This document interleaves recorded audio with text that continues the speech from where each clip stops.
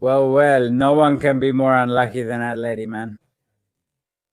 I just watched the penalty shootout. Let me tell you something. Welcome, Madrid fans. How are you doing? And for those of you who aren't, hey, maybe there are some Barca fans here who, strangely enough, wanted the same thing as us tonight for Atleti to lose. But I'll confess something to you, okay? I'll confess something. I watched the match with such calm that I even surprised myself. Like, I should be more against Atleti, man, but I just couldn't bring myself to. It's just that I've never really cared about them. This has always been the Real Madrid-Atleti relationship.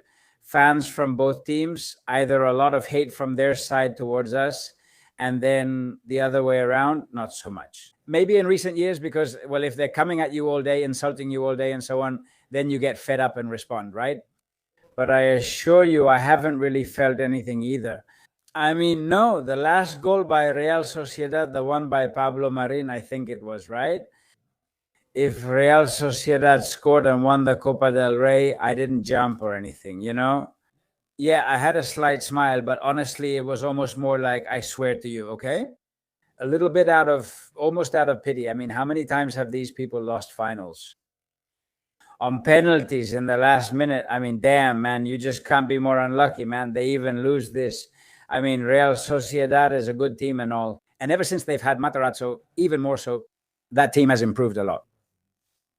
Spectacular change, right? But damn, you're never gonna have a Copa del Rey final as favorable as this one, man. And then they go and start the shootout by missing 2 penalties. Mother of God, incredible. I didn't even know this Marrero guy existed. La Real's goalkeeper, Real Ramiro. Because, of course, here in the cup, you go up against one and then the other, and the guy goes and damn, what 2 saves he made in the first ones, right? There's Sorlos and Julian's. By the way, one thing, they need to review it. In Julian's penalty, there were 2 touches, you know? Careful. Julian's and the goalkeepers. You've got to give Julian credit, huh? What a goal this guy scored to tie the match in the 82nd or 83rd minute. What a goal. Incredible. How he positions himself from behind and how he shoots. Julian Alvarez is a spectacular player. About the penalty, anyone can miss a penalty. Besides, it wasn't even a bad shot, huh? It was more thanks to this Marrero guy, right? But then the Atleti final wasn't there. That's why I remember the Barca guys, because I think I read Freysa saying, look, that's what Freysa's saying now. It's harder against 11, right? He's just pushing for his own interests, right? Well, they've been saying for, I don't know how many days that Barca shouldn't have finished with 10 players the other day. And you say, well, but what the Barca guys are complaining about, it's not the topic of this video, okay? But that's what they're complaining about, man. There aren't 2 red cards clearer than Cubarsi's in the first match and Eric Garcia's in the second. There just aren't clearer red cards, man. But even so, man, nothing happens. And then they pull the Munich with Gamavinga thing on us, claiming it's in the regulations. And they tell you, come on, the referee, when this Vincic guy gave Gamavinga the yellow card, the second yellow, he turned around saying, look, so they don't make a fool out of me or whatever. And the face he makes when he realizes it's the second yellow and he has to show him the red because Kane tells him. Well, anyway, I don't want to talk about that now. The point is, like I said, Atletico didn't play well today. I mean, today, which is also to La Real's credit, huh? La Real are a tricky team and very hard to beat. But come on, Atletico should have won this Copa final. What happened is that they were way too confident, a bit cocky, huh? Way too cocky. The other day, I was watching a conversation during the Copa match between two chefs. One, Martin Berasategui, the one from La Real, and David Munoz. I think his name is David Munoz. Yeah, the one who spells David with a B and a Z. Pedroche's husband. I think it was Munoz. I don't remember. Well, the thing is, they were saying, no, we're going to crush it. And I said, shut up. These things usually don't go well. And look, man, just look. But anyway, I insist. No sympathy here. None at all. Cholo alone will now come out and say, well, what is he saying today? Because when he loses to Madrid and Barca, he says, well, this is as far as we can go because they have more money. They're more powerful. But with this, what is he going to say? But here, the one who has more money, who's more powerful, it's you. What is he going to say here? Well, let's talk a bit about the match. The penalty.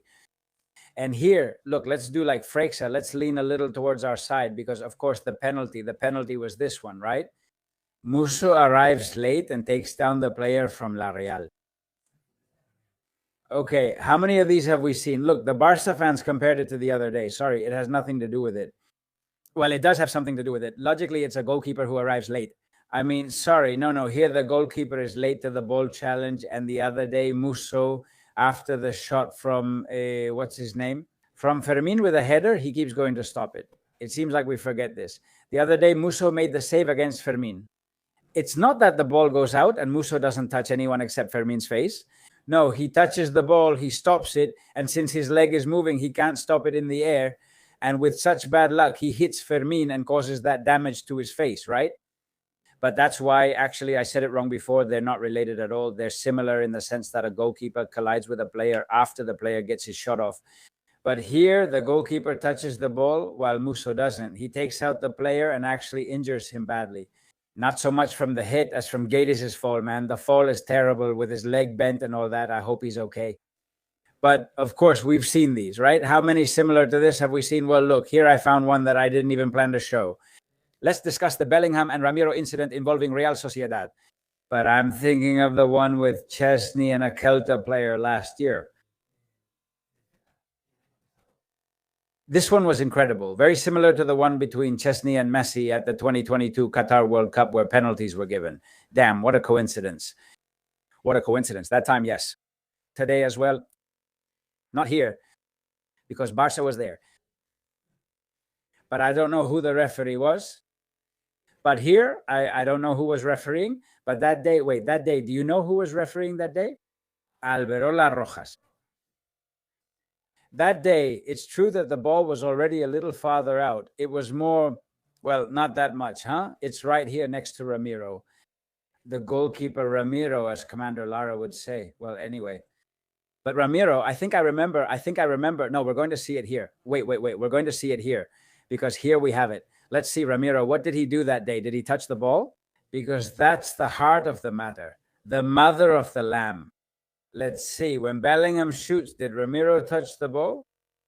The goalkeeper, Ramiro, didn't touch the ball. Of course. And he ran into Bellingham and he hit Bellingham. I think that's the key. Sorry. Whether he touched the ball or not, he didn't that day. Chesney, that day, he didn't touch the ball either. Because today, if it's a penalty because he didn't touch the ball, then Chesney's with Messi in the World Cup, where he didn't touch it either, should also be a penalty. So what's the criteria? There's a pattern here. Messi, and Barca. And Madrid, so they don't give it to us. But what's really unbelievable is this. I mean, it turns out that the referee of that match was Alberola Rojas, just like today. It's incredible, huh? Well, anyway, penalty and Olarzabal made it 2-1. And then Julian's equalizer, as we said, is incredible. And finally, I won't bother you anymore with the Copa final. I wasn't going to make a big deal out of it anyway, but still it had its moments, especially with how Atleti lost, man. The anthem thing, booing the anthem. It's incredible. You're going to hear the sound now because I always, I think that booing an anthem, any anthem from any country, even if there's a country we don't like, well, I don't.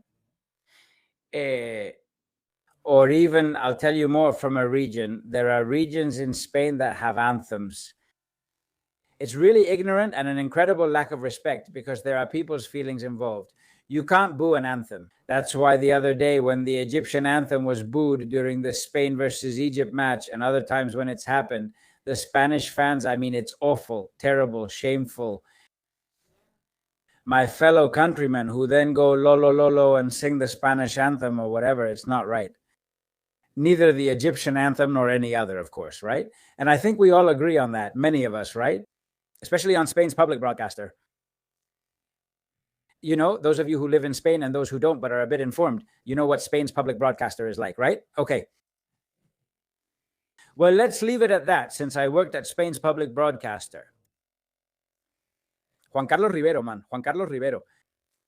Anyway, I insist. Juan Carlos Rivero, I don't know what he said the other day about the Egyptian anthem, but I don't know. I can't be sure, but he probably said what we all said, that booing the Egyptian anthem is tacky and wrong. This is really bad, isn't it? The whole Muslim if you don't vote thing, that's a different matter. That's something else. Here we're talking about booing anthems, okay? Look, but I'm going to make it smaller because otherwise the rights issue, although, well, today Ibai Llanos has streamed the final on YouTube. This is historic, absolutely historic. But anyway, that's it. Ibai did it. They don't let the rest of us do it. And let's see if they let us have footage at the World Cup. It's going to be, well, anyway, I'll make this a little smaller here, okay? The point is to listen to it. Check it out. Here the anthem is playing. The Spanish anthem is playing. It's about to end. I'm not going to play the whole anthem. There were Atletico de Madrid fans. And if there's something that makes me feel a bit uneasy, it's because, well, there were people there who really did feel something for Spain, you know? Although, well, I'm not going to get into that either, because among the Basques, there's a bit of everything, right? I'm not going to get into that. I'm going to talk about what I'm going to talk about, which is what Juan Carlos Rivero says here at the end about the anthem, about the booing of the anthem, because part of the stadium was going Lolo Lolo and part was booing, right? Spain there with Lukman. Here it comes now, okay? Pay attention, okay?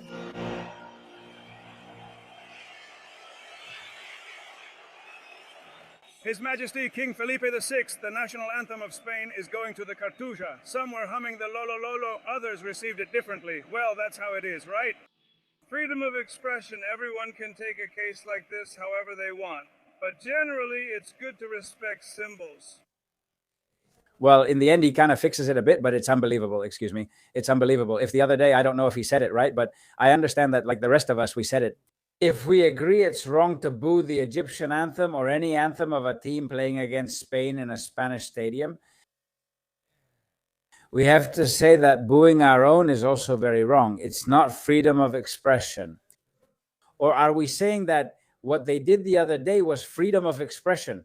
Well, look, there can be freedom of expression, but damn, freedom of expression only goes so far, up to the point where someone else's begins, right? Up to where you can hurt certain things that are deeply rooted in identity, in nationality. There are emotions that I respect, like the guy from Norway who doesn't want his anthem to be booed.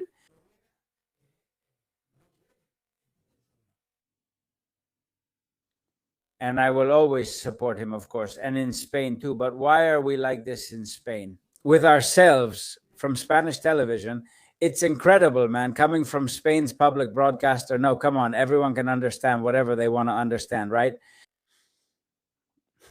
Man, I'm not going to keep going because it's unbelievable.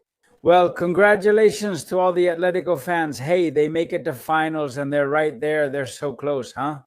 So close. Oh, honestly, I think it probably doesn't hurt them that much because they're so used to it. All right. Hope everything goes well for you. Give it a like if you enjoyed this video. Please subscribe to the channel, comment, share. And in the next video, we'll talk about Mourinho and everything else. Okay. All right. Bye.